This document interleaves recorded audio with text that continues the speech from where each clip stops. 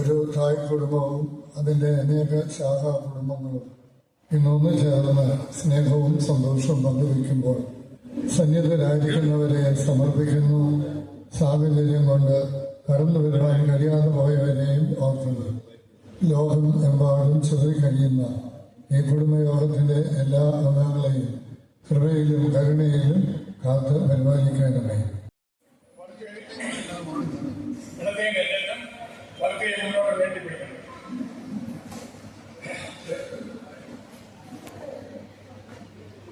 നമുക്ക് പ്രതിജ്ഞയെടുക്കാം. ദൈവത്തിനാമം മഹത്വപ്പെടുക. ഞാൻ വടക്കേത്തലയ്ക്കൽ മഹാകുടുംബത്തിലെ അംഗമാകുന്നു. എന്റെ കുടുംബത്തിന്റെ വൈദ്യവും പാരമ്പര്യവും ഞാൻ അഭിമാനം കൊള്ളുന്നു. സ്നേഹം, സാഹോദര്യം, സഹകരണം എന്നീ മൂല്യങ്ങളെ ഞാൻ മുറുകെ പിടിക്കുന്നു. ഈ സദാനന്ദ മൂല്യങ്ങൾ തലമുറയായി കൈമാറി കിടാതെ സൂക്ഷിക്കും. തലമുറ കൈമാറി കിടാതെ സൂക്ഷിക്കും. തലമുറ കൈമാറി കിടാതെ സൂക്ഷിക്കും. ശരണത്താലെ നിൻകൃപയിൽ കരുണമടഞ്ഞൊരു ദാസരനെ ജീവാസരമനുണർത്തണമേ. അപരധ്യാനത്തെ എല്ലാവർക്കും ഇരിക്കാം.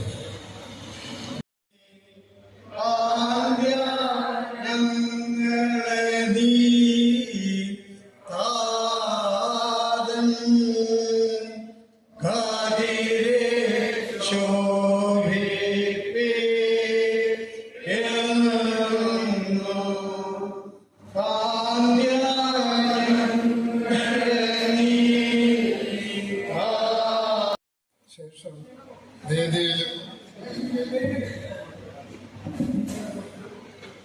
വേദിയിലും സദസ്സിലും ഉപേക്ഷിച്ചിരിക്കുന്ന എല്ലാവർക്കും സ്നേഹ വന്ദനം. ഇതിനു മുമ്പ് ഒരു പ്രാവശ്യം അഭിനന്ദനായ അദ്ദാനാശോസ് തിരുമേനി ഉണ്ടായിരുന്ന സമയത്ത് കുടുംബയോഗത്തിന് എന്നെ ക്ഷണിച്ചിരുന്നു. പക്ഷെ അന്നത്തെ എൻ്റെ സാഹചര്യം കൊണ്ട് എനിക്ക് വന്നു ചേരാനായിട്ട് കഴിഞ്ഞില്ല. പ്രിയപ്പെട്ട കുഞ്ഞുമോനിച്ചായനാണ് പരസ്പരം കൈത്താങ്ങൽ നൽകുവാനും പ്രോത്സാഹിപ്പിക്കുവാനും കുടുംബയോഗങ്ങൾക്ക് കഴിയട്ടെ എന്ന് പ്രാർത്ഥിച്ചുകൊണ്ട് നിങ്ങൾ എല്ലാവരുടെയും അനുവാദത്തോടെ ഈ സമ്മേളനം ദൈവനാമത്തിൽ ഉദ്ഘാടനം ചെയ്യുന്നു.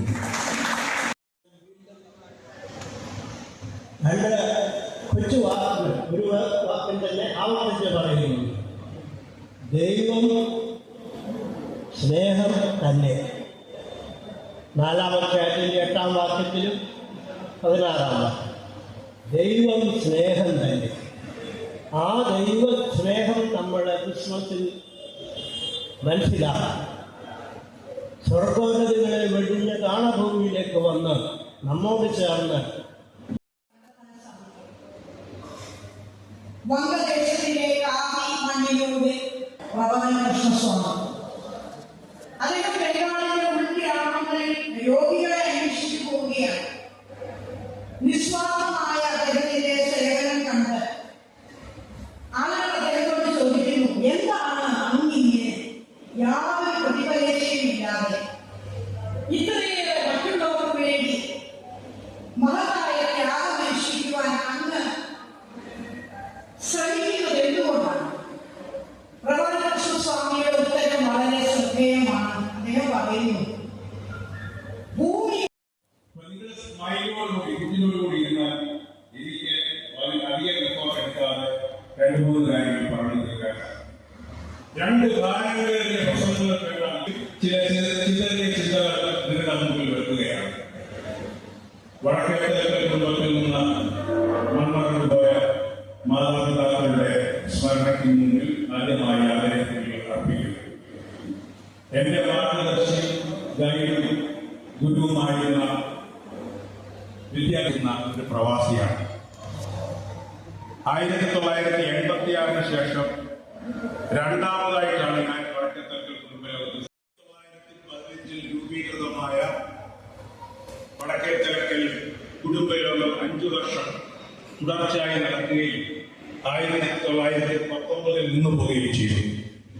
അത് 1974 മാരേട്ട് ശാഖയുടെ നേതൃത്വത്തിൽ പുനരുദ്ധരിക്കപ്പെട്ടപ്പോൾ മാവേലിക്കരയിൽ പാറപ്പുറത്ത് മത്തായിച്ചായ വീട്ടിൽ വെച്ച് കൂടിയ ആദ്യത്തെ ഒരു കോളേജ് വിദ്യാർത്ഥിയായിരുന്ന എനിക്ക് മാരേട്ട് ശാഖയെ പ്രതിനിധീകരിച്ച് ഒരു ചെറിയ പ്രസംഗം ചെയ്യുവാൻ അവസരം ലഭിച്ചത് ഞാൻ ഓർക്കുകയാണ്.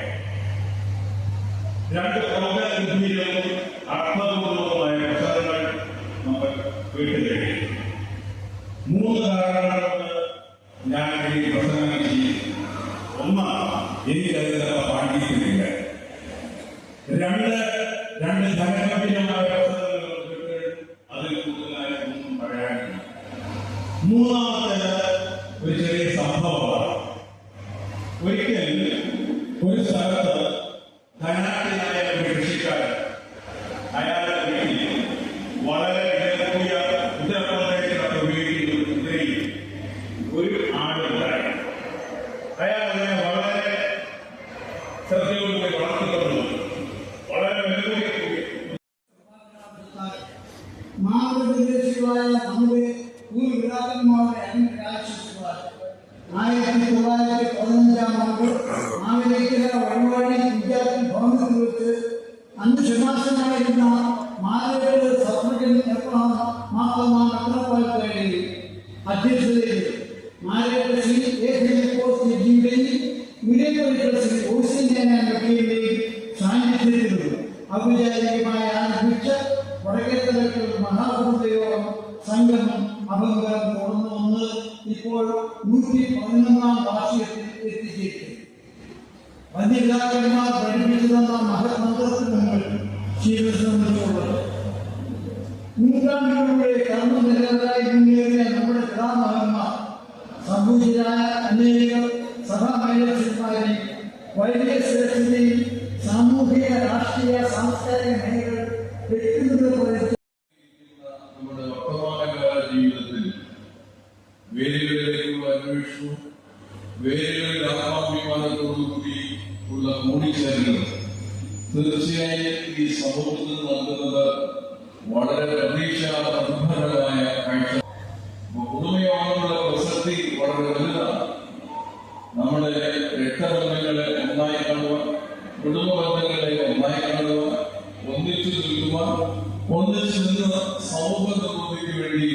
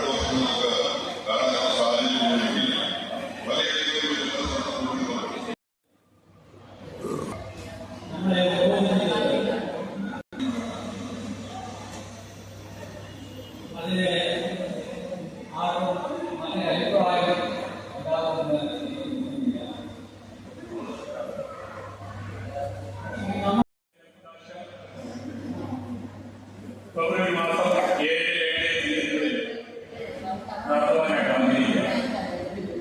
ആ കൂതാശയിൽ ഈ കുടുംബത്തിലെ എല്ലാവരെയും ആത്മാർത്ഥമായി സാധിക്കുക. കഴിവുള്ളിടത്തോളം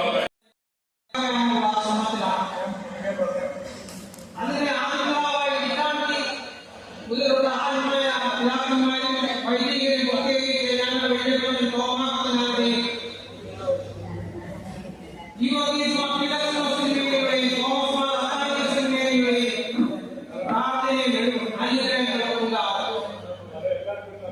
ഈ അവസരത്തിൽ വിശുദ്ധ വേദപുസ്തകത്തിലെ അപ്പോസ്തലന്മാരുടെ 14-ാം അധ്യായം 31-ാം വാക്യം ഇങ്ങനെ നമ്മെ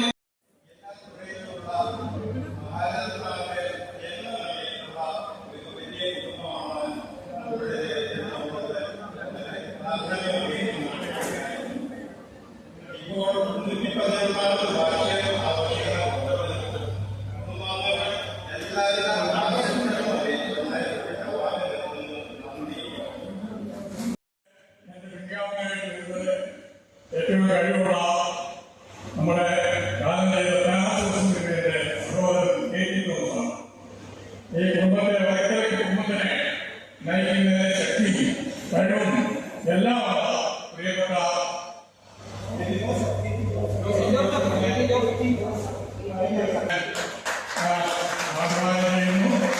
അടുത്ത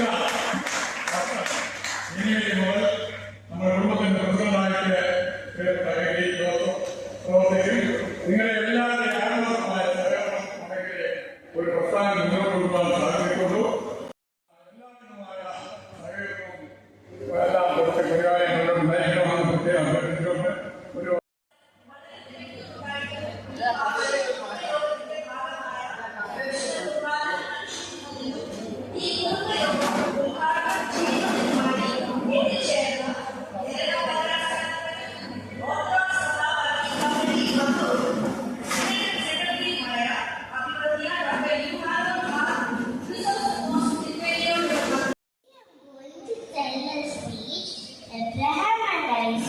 Genesis 22 verses 1 to 30.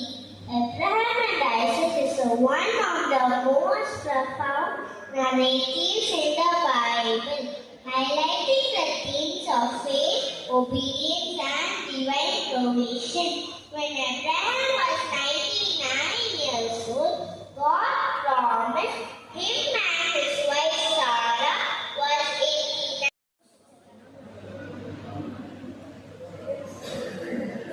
നാം വചനങ്ങളിലൂടെ പ്രസംഗങ്ങളിലൂടെ കേട്ടതും വായിച്ചതുമായ ഈ സ്നേഹം നമ്മിൽ യഥാർത്ഥത്തിൽ ഉണ്ടോ എന്ന് നമ്മൾ നമ്മളോട് തന്നെ ചോദിക്കേണ്ട ചോദ്യമാണ്. എന്താണ് സ്നേഹം? സ്നേഹം മനുഷ്യ ജീവിതത്തിന്റെ ആത്മാവാണ്. നാളെ നമുക്ക് വാർത്തെടുക്കാം. അതിൽ നമുക്ക് ഓരോരുത്തർക്കും സാധിക്കട്ടെ എന്ന് ആശംസിച്ചുകൊണ്ട് എന്റെ വാക്കുകൾക്ക് എനിക്ക് ഇവിടെ തന്ന വിഷയം വിവേകം എന്നാണല്ലോ. അതിനാധാരമായ ഒരു വാക്യം ഞാൻ ഇവിടെ വായിച്ചു കൊടുക്കുകയാണ്. സദൃശവാക്യം 4:7. ജ്ഞാനം തന്നെ പ്രധാനം, ജ്ഞാനം സമ്പാദിക്കുക, നിന്റെ സകല സമ്പാദ്യത്തിലും വിവേകം നേടുക. വിവേകം എന്നാൽ ശരിയായ സമയത്ത് ശരിയായ കാര്യം തിരിച്ചറിഞ്ഞ് പ്രവർത്തിക്കാനുള്ള ഒരു കഴിവാണ്. വിവേകം എല്ലാവർക്കും ലഭിക്കണമെന്നില്ല. ബുദ്ധിമാനേക്കാളും ഏറ്റവും വലിയൊരു കാര്യമാണ് വിവേകം എന്നത്. നമുക്ക് വിവേകത്തിന്റെ ഘടകങ്ങൾ ഏറ്റവും അടിത്തറയിലുള്ള അടിസ്ഥാനം ഒരൊറ്റ ഒരാൾ വിചാരിച്ചാൽ നമുക്ക് സംഭവങ്ങൾ മാറ്റിമറിക്കാൻ സാധിക്കും. ഒരൊറ്റ ഒരാൾ ചേഞ്ച് ചെയ്താൽ ബാക്കി 10 പേർക്ക് അതൊരു പ്രചോദനമാകും.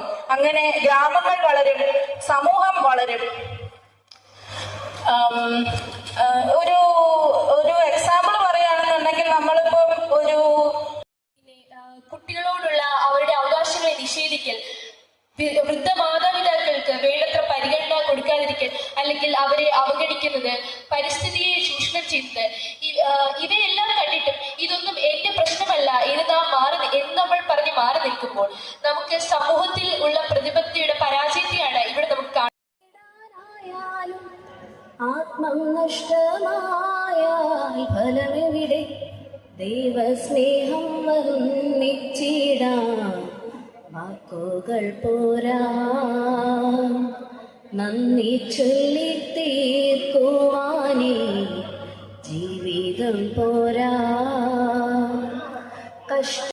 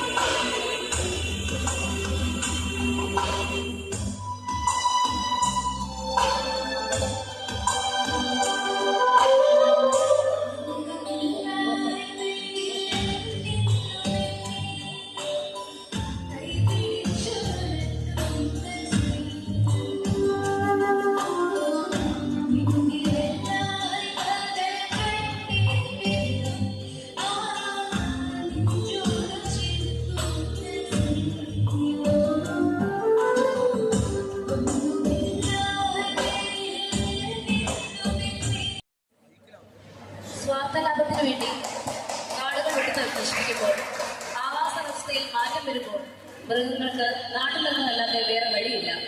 വനത്തെയും വന്യജീവികളെയും സംരക്ഷിക്കുക.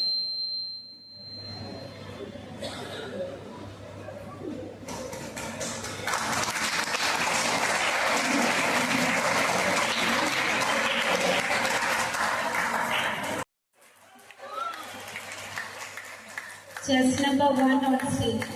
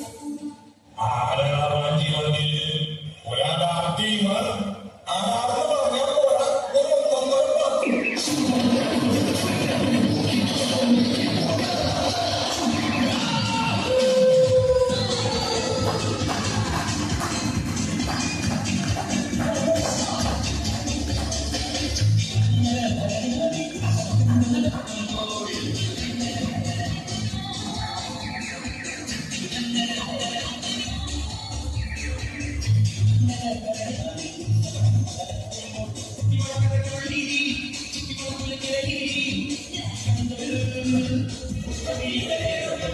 you.